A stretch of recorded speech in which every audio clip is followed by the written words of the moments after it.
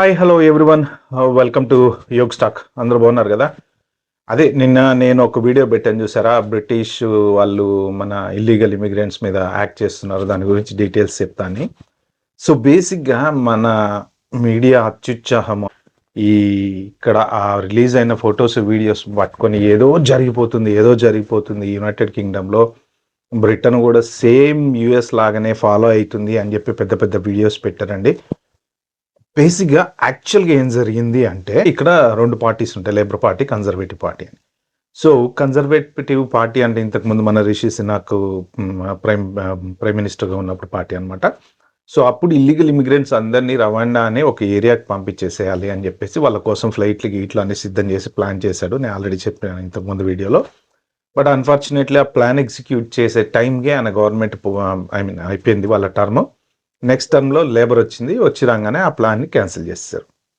So ఇప్పుడు బేసిక్గా చెప్పాలంటే ఇక్కడ విపరీతమైన ఇల్లీగల్ ఇమిగ్రెంట్స్ పెరిగిపోయారు. ఇల్లీగల్ ఇమిగ్రెంట్స్తో పాటు రెఫ్యూజీస్ ఎస్ఐఎల్ఎం సీకర్స్ అంటే శరణార్థులు అంటారు. అంటే వేరే కంట్రీలో బతకలేక కానీ, అక్కడ ఏమైనా వాళ్ళకి ఏమైనా ప్రాబ్లమ్స్ ఉన్నా కానీ, అంటే ఏదైనా థ్రెట్ ఉండి అలా, మన అమెరికాలో కూడా చాలా మంది వెళ్ళి గురించి థ్రెట్ ఉందని, కాంగ్రెస్ పార్టీ వర్కర్నని, అట్లాంటి ఏవో రకరకాల, నాకు ఈ థ్రెట్ ఉంది కాబట్టి నాకు ఎస్ఐఎల్ఎం కావాలి అంటే, జనరల్గా ఎస్ఐఎల్ఎం ఏంటంటే ఏదైనా థ్రెట్ ఉంటే మనకి వేరే కంట్రీకి వెళ్ళేసి మనం అక్కడ శరణార్థులాగా బతకచ్చు అనమాట. అలాగ వచ్చిన వాళ్ళలో చాలా మంది కూడా ఈ సిస్టమ్ని మిస్యూజ్ చేసుకోవటం వల్ల వచ్చింది ఏంటంటే ఇల్లీగల్ ఇమిగ్రెంట్స్ అంటారు, విజిట్ వీసా మీద వచ్చేసి ఉండిపోవటము. సో వీళ్ళందరినీ యాక్చువల్గా తీసుకెళ్ళి మన రవాండా పంపించేద్దామని చెప్పి పాత ప్రైమ్ మినిస్టర్ ప్లాన్ చేశాడు. అది వర్కౌట్ అవ్వలేదు. సో ఈ గవర్నమెంట్ వచ్చేసి దాన్ని క్యాన్సిల్ చేసేసింది. సో ప్రెసెంట్ ఏం జరుగుతుంది అంటే, యాక్చువల్గా రీసెంట్గా ఒక మన కెమీ అని, ఇప్పుడు కన్జర్వేటివ్ పార్టీ, ప్రెసెంట్ ఇప్పుడు రిషి సునాక్ పనిచేసిన పార్టీ ఏదైతే ఉందో ఆ పార్టీ వాళ్ళు ఏంటంటే కొంచెం ఇల్లీగల్ ఇమిగ్రెంట్స్కి ఎగెనెస్ట్ అనమాట. సో ఆ పార్టీకి కెమీ అని ఇప్పుడు కొత్త కెమీ బెన్నోక్ అని కొత్త లీడర్ వచ్చింది, మన నల్ల జాతీయురాలు. సో ఆమె వెరీ పవర్ఫుల్ టాకెటివ్, అసలు ఎక్సలెంట్గా మాట్లాడుతుంది. ఒక 15 రోజుల నుంచి 20 రోజుల నుంచి మీడియాలో దంచి కొడుతుంది. 5. If you enter this country illegally or outstay your visa, you will be banned from ever gaining leave to remain or a passport. ఏది ఇక్కడ ఇమిగ్రేషన్ రూల్స్ మార్చాలి, ఇల్లీగల్ వాళ్ళందరినీ ఎల్లగొట్టాలి, అవన్నీ రకరకాలుగా మాట్లాడుతూ ఆమె సడన్గా ఫేమస్ అయిపోయింది. ఒబామా ఎలాగైతే ఫేమస్ అయ్యాడో అలాగే ఇక్కడ సడన్గా ఫేమస్ అయిపోయింది.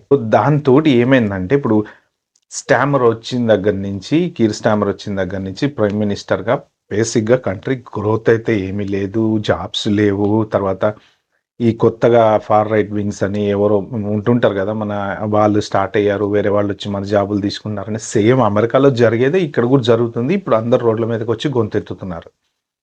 దాంతో ఈ ప్రెసెంట్ ప్రైమ్ మినిస్టర్ ఏం చేయట్లేదు అని చెప్పి ఆ వేరే పార్టీ లీడర్ ఎవరైతే ఆమె ఉందో ఆమె మీడియాలో దంచికొట్టుడు ఉపన్యాసాలు ఇచ్చుకోవటం మొదలుపెట్టింది. సడన్గా ఆమె ఫేమస్ అయిపోయింది. సో సేమ్ ఇండియాలో జరిగే పాలిటిక్స్ లాంటివే ఇక్కడ కూడా జరిగాయి అన్నమాట. దానివల్ల ఏంటంటే మన ప్రైమ్ మినిస్టర్ టక్కన ఎక్కడ నేను బద్నాం అయిపోతానో తెలుసు కదా. అంటే అపోజిషన్ పార్టీ వాళ్ళు, ఇప్పుడు అరవింద్ కేజ్రీవాల్కి మోడీకి ఎంత టగ్ ఆఫ్ వార్ నడిచింది ఒకప్పుడు. అరవింద్ కేజ్రీవాల్ వచ్చేసి నేను అది చేస్తా ఇది చేస్తా, నేను ఏది మన డబ్బులు లేకుండా ఓట్లు వేయించుకుంటా అని చివరికి పార్టీ అడ్రస్ లేకుండా పోయి స్టేజ్కి వచ్చాడు.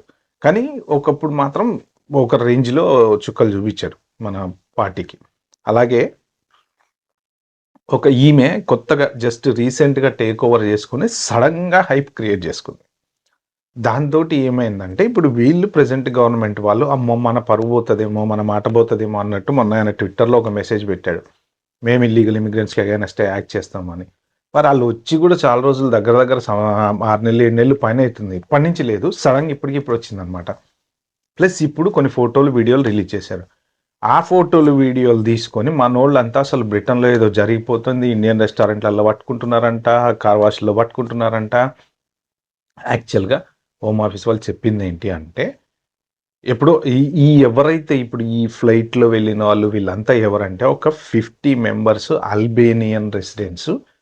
వీళ్ళని ఏంటి ఇల్లీగల్ క్రిమినల్స్ అనమాట. మళ్ళీ సేమ్ యుఎస్ వాళ్ళు ఎలాగైతే సంకెళ్ళేసి తీసుకొచ్చారో వీళ్ళని కూడా అలాగే తీసుకొచ్చారు. ఎందుకంటే ఇల్లీగల్ క్రిమినల్స్ అనమాట. క్రిమినల్స్ అంటే ఏంటంటే సొసైటీకి థ్రెట్ వీళ్ళ వల్ల ఉంటుంది అన్న ఉద్దేశంతో ఉండే వాళ్ళని క్రిమినల్స్ అంటారు. వీళ్ళని ఫ్లైట్లో హ్యాపీగా కూర్చోబెట్టేసి చక్కగా మన గ్లాస్ ఆఫ్ వోడ్కా ఇచ్చి పంపించాలంటే ఎవరు పంపించరు. ఎందుకంటే సేఫ్టీ థ్రెట్ అనేది ఉంటుంది కాబట్టి అలానే తీసుకెళ్తారు. మన న్యూస్లో మొత్తం ఎక్కడ చూసినా అయిపోయింది. బ్రిటన్లో ఇండియా నుంచి వెళ్ళగొట్టేస్తున్నారు. ఇండియన్ రెస్టారెంట్లే టార్గెట్ అంట, కార్ వాష్లే టార్గెట్ అన్న, ఇదిగో పులి అంటే అదిగో మేక స్టోరీ లాగా మొత్తం రచ్చ అయిపోయింది. అది ఇది ఇప్పుడు 6 months బ్యాక్ వాళ్ళు తీసిన వీడియో. అప్పటి నుంచి ఇప్పటి వరకు వాళ్ళు ఏం చెప్పారంటే ఒక 19,000 మెంబర్స్ని పంపించామని చెప్పారు. కానీ ఇప్పుడు లోకల్ మీడియా ఇక్కడ ఏం అడుగుతుందంటే అసలు నువ్వు పంపించినట్టు ప్రూఫ్ లేదు, ఏం లేదు, ఎక్కడా లేదు అని అన్నప్పుడు వీళ్ళు సడన్గా ఒక 2-3 ఫోటోలు, ఫుటేజ్లు, వీడియోలు రిలీజ్ చేశారు. ఇవి ప్రెజెంట్ జరిగే రైట్స్ కాదండి. అసలు ప్రెజెంట్ ఇప్పుడు ఎక్కడ అంతా చెప్పుకునేంత గొప్పగా ఏం రైట్స్ జరగట్లేదు. ఎప్పుడూ పాత వీడియోలు ఇవి. పాత వీడియోలు, పాత ఫోటోలు వీళ్ళు రిలీజ్ చేశారు.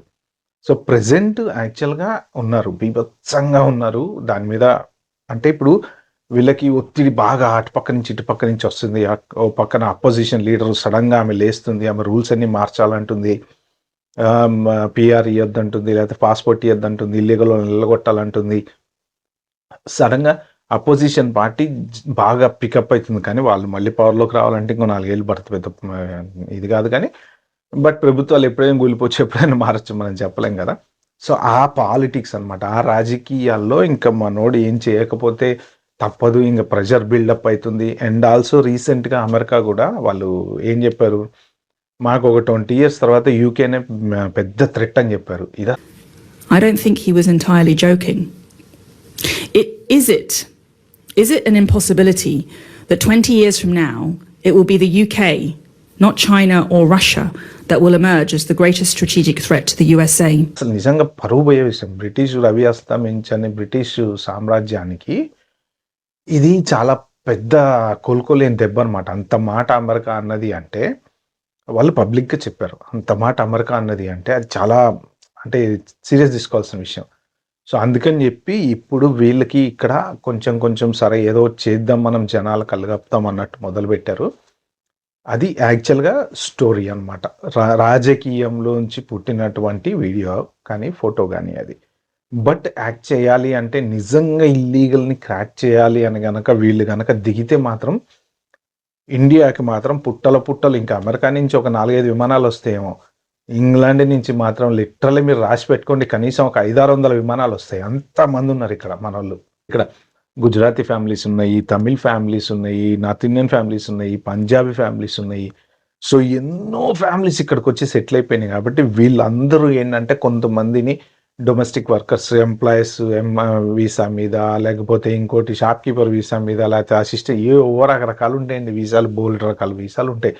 ఇంట్లో పనిచేసే పని అమ్మాయి కావాలనో, లేకపోతే అంట్లతోమే అమ్మాయి కావాలనో, లేకపోతే ఈవెన్ రకరకాల వీసాల మీద, లేకపోతే విజిట్ వీసా మీద, మా బాబాయ్ ఉన్నాడని ఒకడు, మా పిన్ ఉన్నాడని ఒకడు, ఇట్లా వచ్చిన వాళ్ళు వచ్చినట్టు చాలామంది వెనక్కి వెళ్ళట్ల.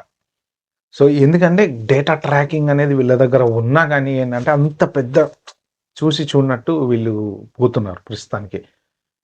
ఇది కాక బయట నుంచి బోట్స్లలో కొంతమంది బీభత్సంగా వస్తున్నారు, మనకి ఏది యూరోప్ నుంచి వస్తున్నారు. వాళ్ళకి మంచిగా దండేసి తీసుకెళ్ళి కూర్చోబెట్టి మంచి పెద్ద పెద్ద హోటళ్ళల్లో పెట్టి, కొంతమందినేమో గుడారాలలో పెట్టారు, కొంతమందినేమో మంచి హోటళ్ళల్లో పెట్టి వాళ్ళకి 5 star ఫెసిలిటీస్ ఒక్కొక్కళ్ళకి. నిజంగా వాళ్ళ బతికేనే, మనం ఇంత కష్టపడి ఉద్యోగం చేసి సంపాదిస్తున్నాం కానీ వాళ్ళైతే మంచి 5 star ఫెసిలిటీస్ అనుభవిస్తున్నారు కొంతమంది. సో అలాంటి వాళ్ళు అనమాట వీళ్ళంతా. సో వీళ్ళందరినీ ఎల్లగొట్టాలి అంటే ఇక్కడ మాత్రం యూఎస్లో చేసినంత ఈజీగా చేస్తే అయితే అయిపోదు, అంత ఈజీగా అయిద్దని కూడా నేను అనుకోను. కానీ అలా కనుక ఎల్లగొట్టడం మొదలు పెడితే మాత్రం నిజంగా ఇండియాకి కనీసం మినిమం ఒక 500-600 ఫ్లైట్లు అయితే పడతాయండి. సో అది ప్రస్తుతానికి ఇక్కడ జరుగుతున్న విషయం.